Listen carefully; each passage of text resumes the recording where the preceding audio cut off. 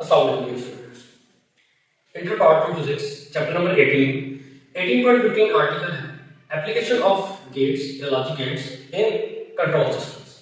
हमारे यहाँ बहुत से कंट्रोल सिस्टम पाए जाते हैं जिनके फंक्शंस को कंट्रोल करने के लिए हम लॉजिक गेट्स का इस्तेमाल करते हैं। लॉजिक गेट्स का इस्तेमाल फिजिकल क्वांटिटीज या पैरामीटर्स को जज करने के लिए, कंट्रोल करने के लिए किया जाता है। इन फिजिकल पैरामीटर्स के अंदर साउंड, प्रेशर, टेम्परेचर, लेवल और दूसरे कई किस्म के पैरामीटर्स हैं वो शामिल। तो क्या logic gates directly in physical quantities को कंट्रोल करते हैं, फिजिकल पैरामीटर्स को जज कर पाते हैं? तो आंसर है नहीं। इनको जज करने के लिए लॉजिक गेट्स को किसी और का सहारा चाहिए होता है, यानी दूसरी डिवाइस का सहारा चाहिए होता है। और वो डिवाइसेस क्या करती हैं कि इन फिजिकल पैरामीटर्स को कन्वर्ट कर देती हैं इलेक्ट्रिकल वोल्टेज के अंदर, जिनके ऊपर लॉजिक गेट्स ऑपरेट हो सकते हैं। लॉजिक गेट्स बेसिकली एक मिडल मैन का रोल प्ले करते हैं। वो क्या करते हैं, इन फिजिकल पैरामीटर के आने वाली वैल्यू एज इनपुट लेते हैं और उसको कंट्रोल करके आउटपुट के तौर पर वो डिवाइसेस जो इन फिजिकल पैरामीटर्स को या इन फिजिकल क्वांटिटीज को कन्वर्ट करके देती हैं इलेक्ट्रिकल वोल्टेजेस के अंदर, उनको हम कहते हैं सेंसर्स। जैसा कि यहाँ कुछ सिस्टम देख के नाम लिखे हैं, LDR light dependent resistance, basically ये लाइट सेंसर है। इसके बाद थर्मिस्टर चैप्टर नंबर 2 में आपने पढ़ा, थर्मिस्टर क्या करता है, टेंपरेचर को सेंस करता है। माइक्रोफोन जैसे मैं आपसे बात कर रहा हूँ तो मेरी आवाज को सेंस करके इलेक्ट्रिकल वोल्टेज में कन्वर्ट कर रहा है। सिमिलरली लेवल सेंसर और प्रेशर सेंसर भी होते हैं।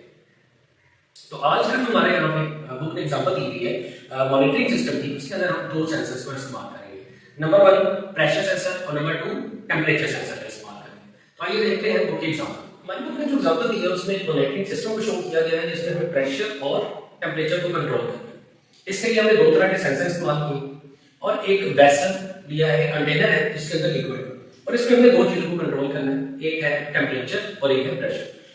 तो हम दो तरह के सेंसर लगाएंगे, टेंपरेचर सेंसर और प्रेशर सेंसर। अब ये काम कैसे करेंगे, बहुत सिंपल तरीके से कि जब टेंपरेचर सेंसर या प्रेशर सेंसर अपने नॉर्मल, यानी जब हमारे पास इस कंटेनर में जो मौजूद लिक्विड है उसका टेंपरेचर और प्रेशर अपनी लिमिट्स में, सर्टेन लिमिट्स में, यानी डिफाइंड लिमिट्स के अंदर है, तो ये हमें आउटपुट पे जो सिग्नल देगा वो लो वोल्टेज होगा। आउटपुट सिग्नल हमें लो यानी 0 डिजिट की फॉर्म में देगा। ऑन द अदर हैंड अगर इनमें से कोई एक भी या दोनों सर्टेन लिमिट्स, डिफाइंड लिमिट से एक्सीड कर गए, ज्यादा हो गए, तो ऐसे में हमें हाई आउटपुट मिलेगी, यानी सेंसर जो है वो हाई वोल्टेज प्रोवाइड करेगा और 1 जो है डिजिट उसके लिए हम यूज करते हैं। और इन दोनों सेंसर से आने वाली जो वोल्टेज है वो लो हो या हाई हो, वो दोनों इनपुट के तौर पे दे दी जाएंगी हमारे गेट को।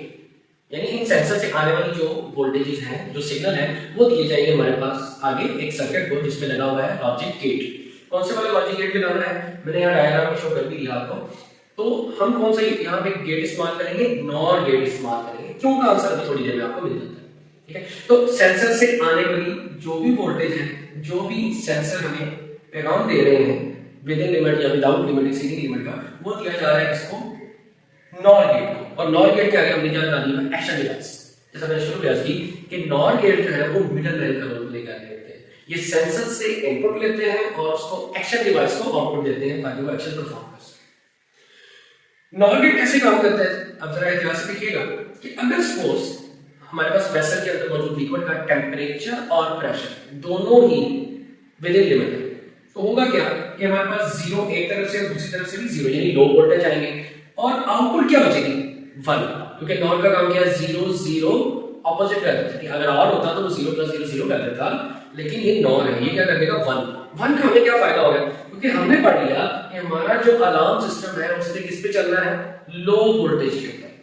याद रहे हमारा अलार्म सिस्टम वर्क करता है लो वोल्टेज के ऊपर, 0 के ऊपर ऑन होता है, हाई या 1 के ऊपर ऑफ रहता है। हाई या 1 के ऊपर ऑन नहीं होता, ऑफ रहेगा। तो हमें 1 तब चाहिए जब अलार्म सिस्टम ऑफ रहना चाहिए। तो 0 0 पे क्या होगा 1, यानी हमारा अलार्म सिस्टम ऑफ रहेगा। अब सेकंड क्या हो सकता है, पॉसिबिलिटी क्या है कि हमारे पास ए जो है वो यानी प्रेशर जो है वो नॉर्मल है, लेकिन हो सकता है कि टेंपरेचर इंक्रीज कर जाए, लिमिट से ज्यादा हो जाए। ऐसे केस में क्या होगा, प्रेशर यानी ए इनपुट 0 रहेगी और बी वाली जो इनपुट है वो 1 हो जाएगी और 0 1 0 हो जाता है। नॉर गेट में 0 और 1 0 हो जाता है और हमें पता है कि 0 पे हमारा अलार्म ऑन हो जाएगा। तो ऐसे में अलार्म ऑन होगा और हमें पता चल जाएगा कि कहीं ना कहीं गड़बड़ है। थर्ड केस ये है कि हमारे पास इसका काउंटर पैरेंट चल जाए कि प्रेशर इंक्रीज करते सर्टेन लिमिट से टेंपरेचर अपनी लिमिट पे रहे, तब भी आउटपुट पे जीरो आएगा और अलार्म ऑन हो जाएगा। और फोर्थ केस ये है कि दोनों ही अपनी लिमिट से एक्सीड कर जाएं, ऐसे केस में भी 1 1 0 होगा और हमारा अलार्म सिस्टम ऑन हो जाएगा। ये आपके पास एक लॉन्ग क्वेश्चन है, दो के पहले कभी आया नहीं है, लेकिन पूरे को अगर आप देखें तो ये एक लॉन्ग क्वेश्चन है और इसमें से शॉर्ट और एमसीक्यू डाटा पहले भी बोर्ड पे आ चुका, लिहाजा इसे अच्छे से कीजिएगा। अल्लाह हाफिज़।